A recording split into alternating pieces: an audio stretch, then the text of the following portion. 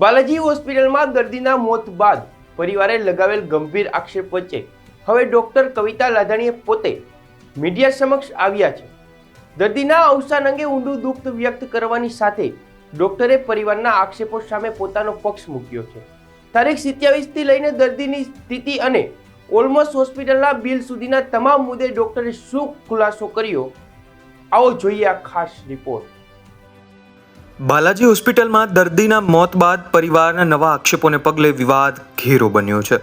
ત્યારે હવે આ સમગ્ર મામલે ડોક્ટર કવિતા લાધાણીએ મીડિયા સામે આવીને ઘટનાની ક્રમબદ્ધ વિગતો રજૂ કરી છે. ડોક્ટરના જણાવ્યા મુજબ દર્દીને 27 તારીખના રોજ હોસ્પિટલમાં દાખલ કરવામાં આવ્યા હતા અને 28મી તારીખે તેમનું ઓપરેશન કરવામાં આવ્યું. ઓપરેશન પહેલાં દર્દીને હાર્ટ એટલે કે હૃદય સંબંધી કોઈ પણ પ્રકારની તકલીફ ન હતી. ઓપરેશન બાદ 29 તારીખના રોજ દર્દીની તબિયતમાં અચાનક ફેરફાર આવ્યો. દર્દીના નાડીના ધબકારા અને છાતીમાં લોહીના ધબકારા સતત વધી રહ્યા હતા.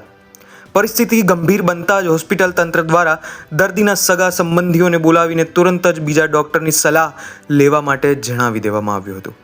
આ સાથે જ ફોન પર ઓપરેશન કરવાના આક્ષેપોને ફગાવતા ડૉક્ટરે સ્પષ્ટ કર્યું કે ફોન દ્વારા કોઈ પણ ઓપરેશન કરવામાં આવ્યું નથી. ત્યારે આ મામલે ડોક્ટર કવિતા લાધાણીએ શું કહ્યું, આવો એ પણ સાંભળીએ.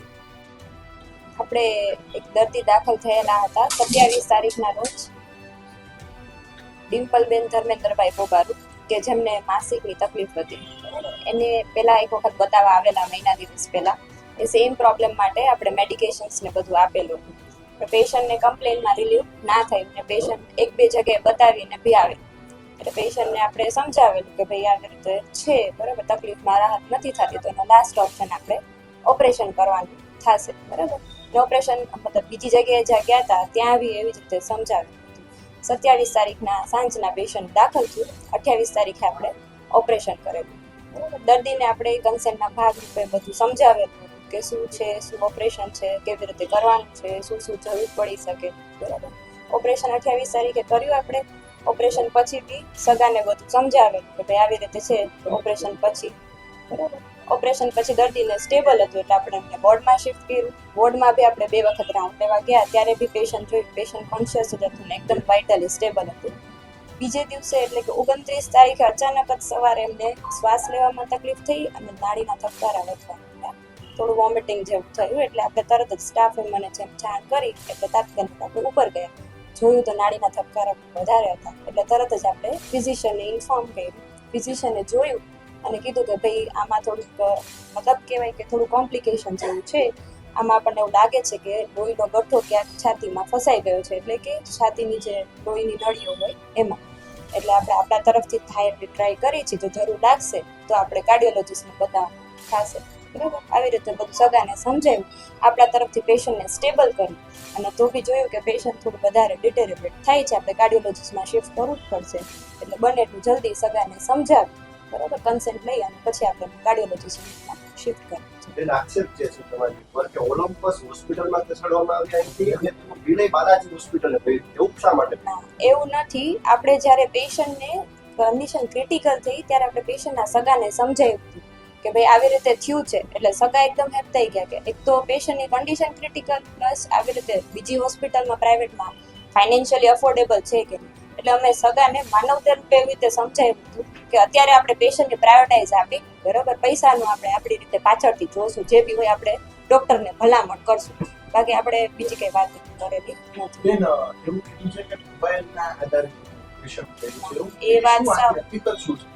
એ વાત સાવ ખોટી છે. આપણે ખાલી સગાને એવી રીતે સમજાવેલ છે કે જ્યારે ઓપરેશન પહેલાં અમે કન્સેન્ટ લેતા હોય કે જો આમાં જરૂર જણાય તો અમને બીજા ડૉક્ટરનો બી ઓપિનિયન લેવો પડે. ઓપરેશન સક્સેસફુલી કમ્પ્લીટ થઈ ગયું. ઓપરેશન દરમિયાન કોઈ કોલ કરવામાં આવેલું નથી અને ઓપરેશન પછી સગાને એવી રીતે જ સમજાવ્યું કે ઓપરેશન વ્યવસ્થિત થઈ ગયું છે, આમાં આપણને બીજી કંઈ જરૂર પડી નથી.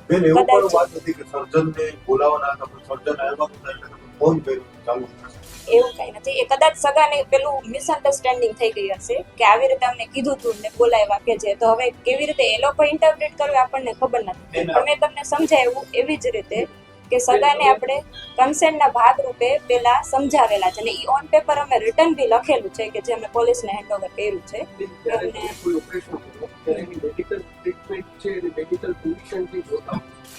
તો શું તમને શ્વાસની ને હૃદયની ને એવી બીમારી બિફોર ઓપરેશન હતી કે ના. ઓપરેશન પછી તરત ના, ઓપરેશન પહેલા એમને કંઈ જ નહોતું. બરોબર, આપણા તરફથી બ્લડ ઇન્વેસ્ટિગેશન ને બધું મોકલાવેલું છે અને ઇન્ટ્રાઓપી પેશન્ટ એકદમ વાઇટલી સ્ટેબલ હતું, કન્ટિન્યુઅસ મોનિટરિંગ હેઠળ. તો એને શું લાગે કે શું કારણ છે?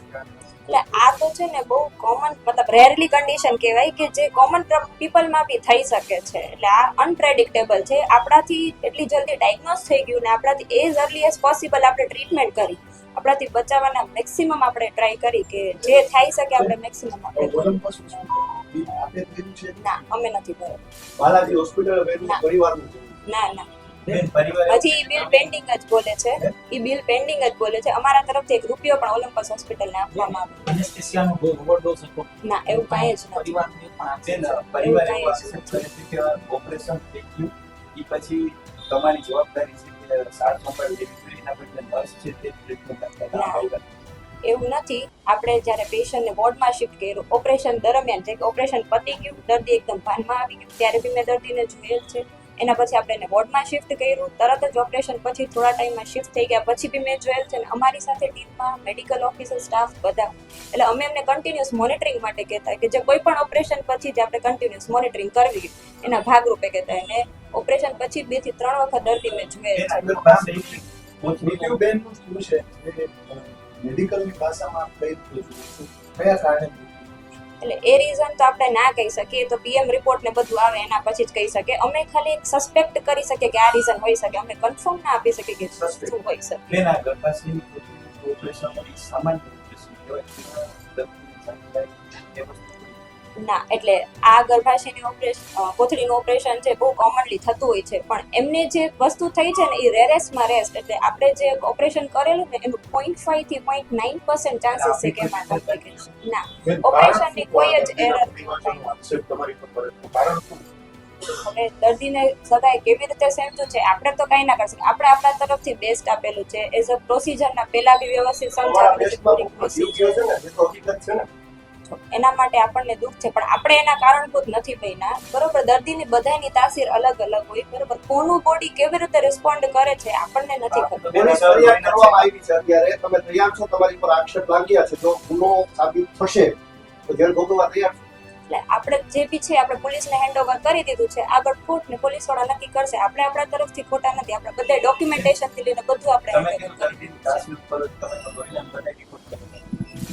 આ વસ્તુ જે એમને થયેલું છે એ અનપ્રેડિક્ટેબલ છે. અત્યારે કોઈને બી થઈ શકે છે.